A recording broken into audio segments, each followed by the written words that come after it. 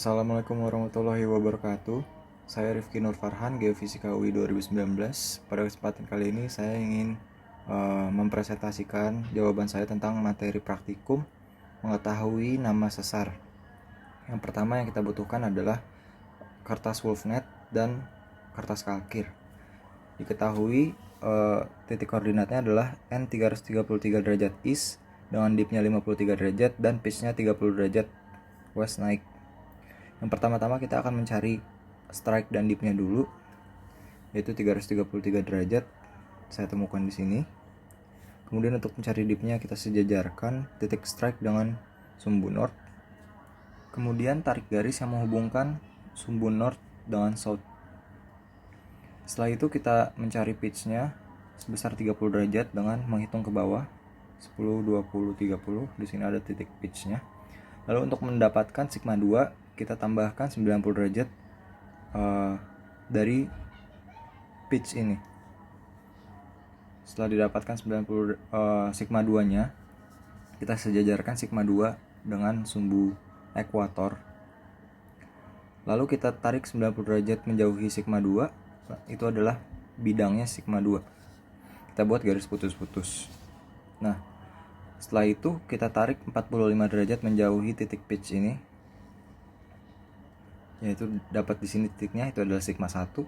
Kemudian 45 derajat ke arah yang berlawanan dari pitch yang sebelumnya.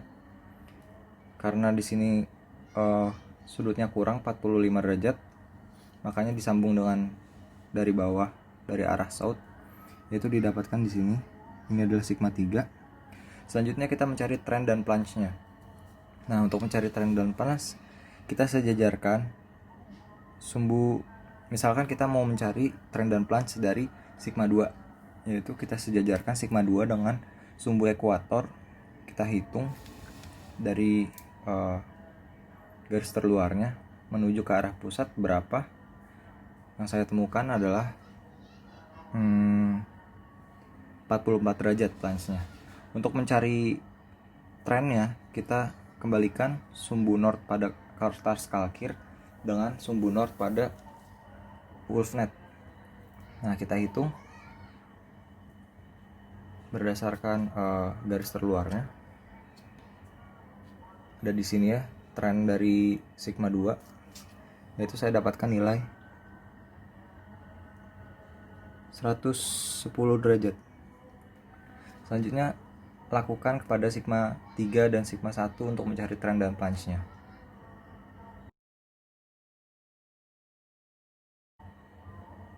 Selanjutnya kita ingin mengetahui nama sesar sesuai dengan koordinat yang diminta. Yang pertama-tama kita lakukan adalah membuat garis yang sesuai dengan titik strike-nya. Kita butuh busur buat membuat garis tersebut. Diketahui strike-nya adalah 333 derajat dan saya dapatkan titiknya adalah di sini. Lalu buatlah garis lurus. Kemudian kita buat garis strike tersebut sebanyak 2 buah. Lalu kita buat garis sehingga membentuk bidang. Usahakan garisnya simetris. Lalu kita mencari dipnya sebesar 53 derajat menggunakan busur. Kita hitung 53 derajat, ternyata ada di sini ya. Selanjutnya kita tarik garis lurus. Kemudian kita hubungkan kembali dengan garis-garis sehingga membentuk bidang. Nah, karena ini adalah pitch-nya 30 derajat naik, kemudian kita buat pitch-nya sebesar 30 derajat.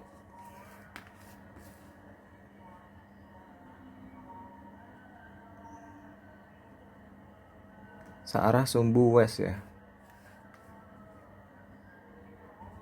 Sesuaikan dengan sudut pada busur, yaitu di sini 30 derajat.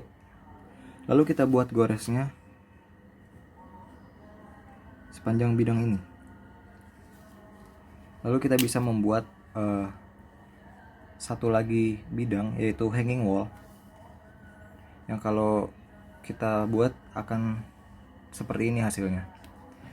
Setelah kita mengetahui bentuk sesar seperti ini, kita tentukan arah pergerakan hanging wall dan footwall-nya. Diketahui di sini hanging wall-nya bergerak ke arah kiri atas. Lalu kita tentukan namanya berdasarkan diagram klasifikasi sesar menurut Ricard 1972.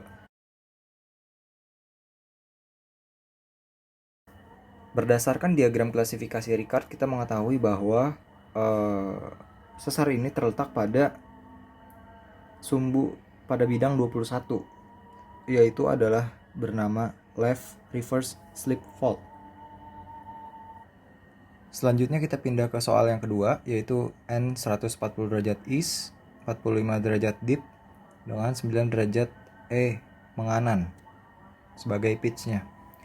Seperti biasa kita cari strike dan deep-nya dulu. 140 derajat ada di sini strike, lalu kita sejajarkan titik strike dengan sumbu north. Lalu kita temukan pitch-nya. Kita temukan deep-nya terlebih dahulu, yaitu ada di sini sebesar 45 derajat. Lalu kita cari pitch-nya sebesar 9 derajat, yaitu ada di sini. Kemudian tarik 90 derajat dari pitch, yaitu adalah sigma 2. Kemudian buat garis bidang sigma 2, yaitu 90 derajat menjauhi, yaitu ada di sini.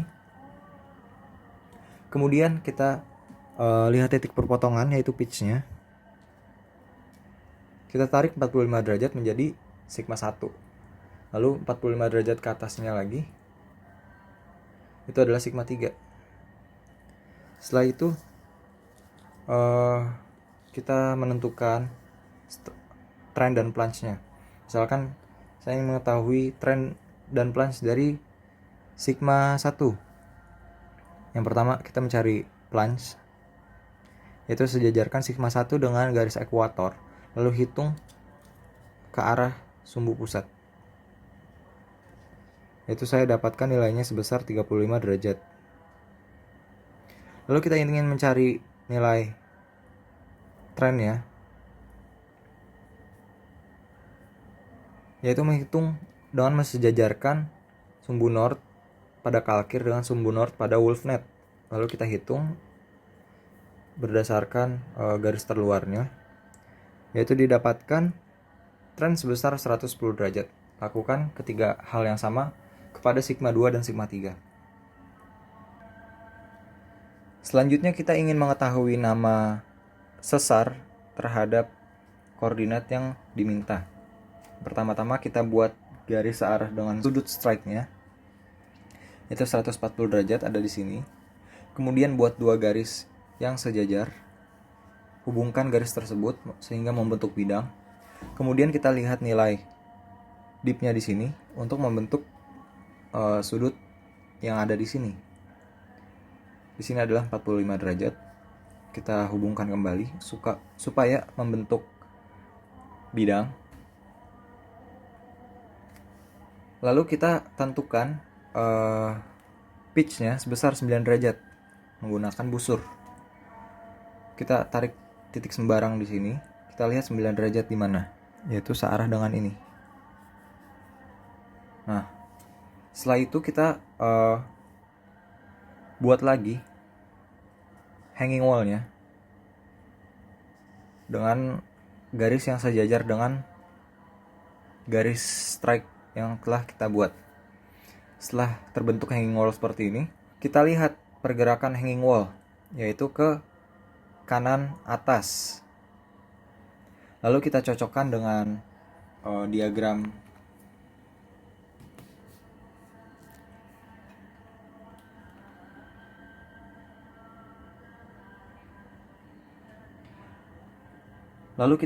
menurut diagram klasifikasi sesar Ricard. Ditemukan sesar ini pada blok nomor 7. Itu dilihat berdasarkan sudut dip dan juga pitch-nya. Di nomor 7 dikatakan bahwa ini adalah sesar right slip fault.